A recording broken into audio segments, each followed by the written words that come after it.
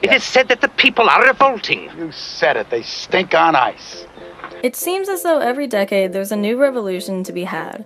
In the 60s, it was the civil rights movement, the 70s was the decade for feminism, and the 80s was all about environmental activism.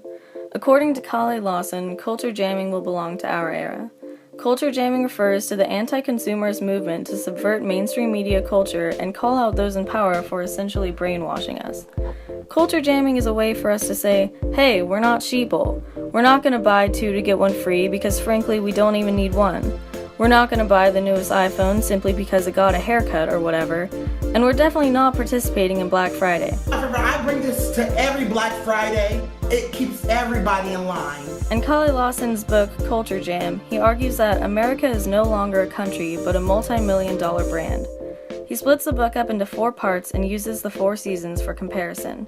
We begin with autumn, the season of change, where we assess the current damages brought on by this mass media environment. These damages include mood disorders such as being disembodied from the earth, and infotoxins which create unrealistic perceptions of the world cultivated through repeated exposure. Moving on to winter, we start to rough out the problem. What are the causes of these damages? In spring, we begin brainstorming possibilities for renewal. How do we bring about this oppositional culture?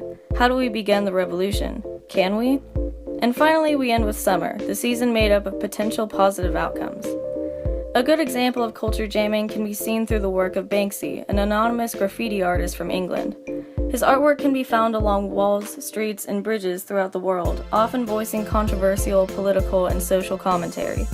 Now, you don't have to be extreme and run off to go graffiti the nearest establishment, but the message is clear. America needs to wake up from this commercialized slumber and bring back the true land of the free.